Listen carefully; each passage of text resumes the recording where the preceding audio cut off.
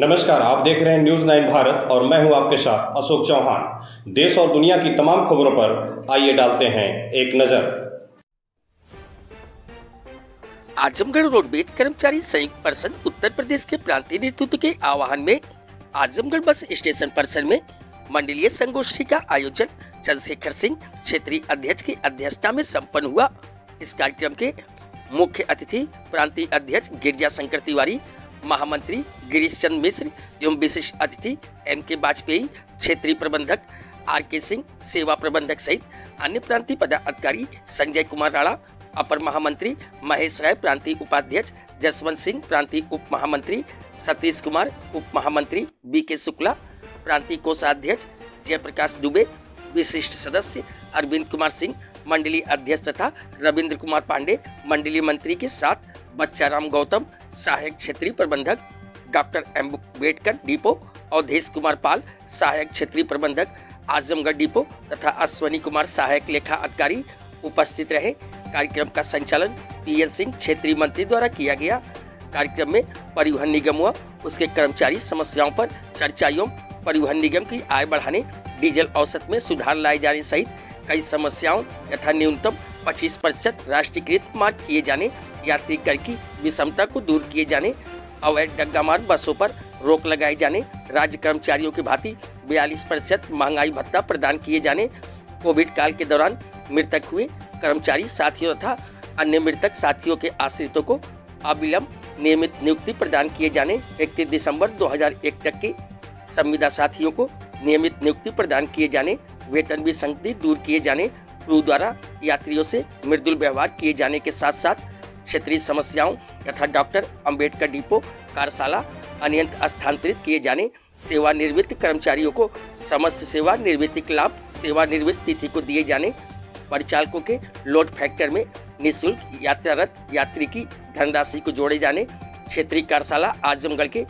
जीर्ण भवन की मरम्मत रंग रोगन कराए जाने, शासन के वंशा अनुरूप अनुबंधित बसों को ग्रामीण मार्गों से जोड़े जाने, अति न्यूनतम संचालन वाले बस स्टेशनों मेहनगर, मार्टिनगंज, मुबारकपुर, मरियादपुर, घोसी व अन्य से बसों का पर्याप्त संचालन कराए जाने, संविदा कर्मचारी के मृतक आश्रितों को उनका भुगतान समय से कराए जाने, ऑन रोड बसों की संख्या के आधार पर नार्मस के अनुसार सभी संवर्ग के कार्मिकों की तैनाती किए जाने, कर्मचारियों के लंबित ACP के प्रकरणों का त्वरित निस्तारण 15 दिवस के अंदर किए जाने इत्यादि की मांगों पर चर्चा किया गया। संगोष्ठी में पारित प्रस्ताव के प्रति प्रबंध निदेशक महोदय को क्षेत्रीय प्रबंधक आजमगढ़ के माध्यम से दिया गया तथा अन्य गणमान्यों को भेजे जाने का निर्णय लिया गया। संगोष्ठी कार्यक्रम में वेद प्रकाश पांडे, क्षेत्रीय उप मंत्री धीरेन्द्र कुमार सिंह, लेखा परीक्षक सहित मधुकर चतुर्वेदी, रमा शंकर यादव, परमात्मा प्रजापति, विपुल राजन, विनय श्रीवास्तव, श्रवण तिवारी, अवधेश कुमार, रामचंद्र यादव, मनोज नायक, विशाल, प्रमोद कुमार यादव, अतुल पाठक, मनोज पाठक, दिनेश यादव, सत्यवीर सिंह, अशोक कुमार सिंह, गिरजेश नायक, सुभाष यादव, उमाशंकर यादव, राजेंद्र यादव, सुनील कुमार पांडे, सियाराम चौहान सहित आजमगढ़ क्षेत्र के सैकड़ों की संख्या में पदाधिकारी कर्मचारी साथी उपस्थित रहे। कार्यक्रम का सकुशल संपन्न हुआ।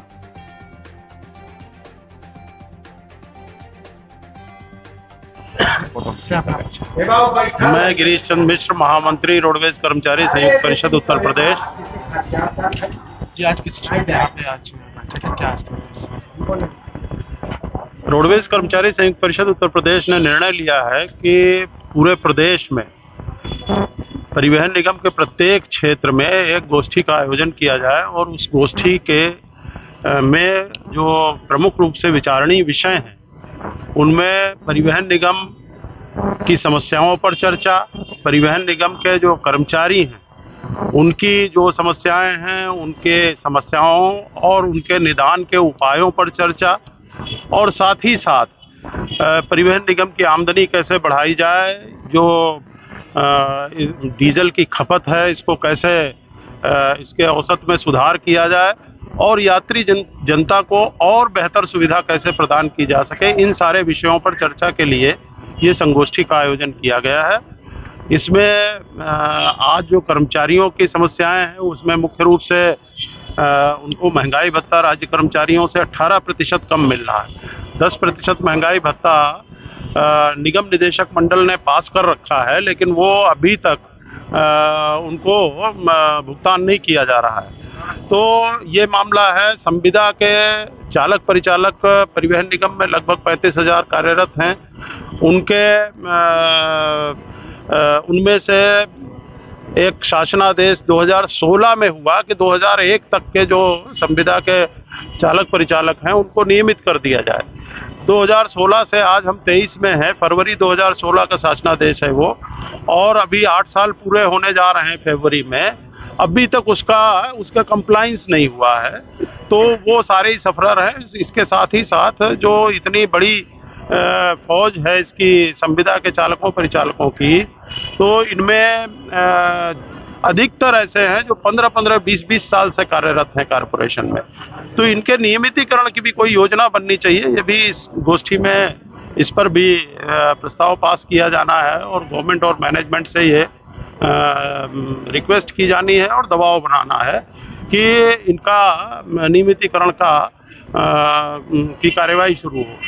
परिवहन निगम के संदर्भ में जैसे इस प्रदेश में 7% से भी कम राष्ट्रीयकृत मार्ग वर्तमान में है और उस पर खाली परिवहन निगम की बसें चलती हैं। तो एक तो ये जो नए एक्सप्रेसवेज हाईवेज बन रहे हैं या बन चुके हैं, एक तो उनका राष्ट्रीयकरण किया जाना चाहिए उन मार्गों का।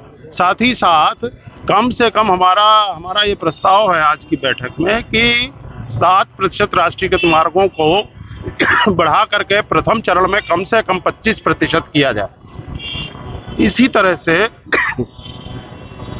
जो पैसेंजर टैक्स जिसको एडिशनल टैक्स कहते हैं, तो निजी बसों का और परिवहन निगम की बसों का उसमें रेट में काफ़ी अंतर है। तो परिवहन निगम की नई बस को 600 रुपया पर seat per month additional tax देना पड़ता है, वहीं निजी बस को 150 रुपया पर सीट पर मंथ देना पड़ता है। तो हमारा ये कहना है कि इस गैप को खत्म किया जाना चाहिए और बल्कि परिवहन निगम की बसों का टैक्स जो है उनसे भी कम होना चाहिए। इसका लाभ यात्री जनता को भी मिलेगा, किराए में कमी होगी। तो इस तरह के प्रमुख मुद्दे हैं जिन पर आज विचार करके और निर्णय किया प्रस्ताव पारित करके गवर्नमेंट और मैनेजमेंट को भेजा जाए। समस्याओं को लेकर एमडी और मुख्यमंत्री स्तर से कितनी बार मुलाकात हुई आप लोगों से?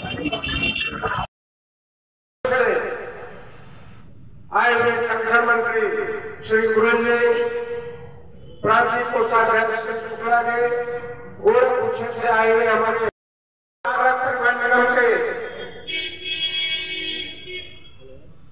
आजमगढ़ क्षेत्र के मुखिया प्रथम आदरणीय सम्मानित क्षेत्रीय प्रबंधक महोदय श्री वाजपेयी जी, सेवा प्रबंधक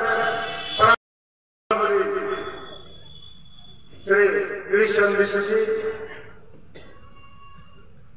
उत्तर प्रदेश के परिषद के। यहाँ खबरों का सिलसिला कभी नहीं थमता। सिर्फ और सिर्फ बने रहिए न्यूज़ 9 भारत पर। अब चाहूंगा इजाजत। नमस्कार।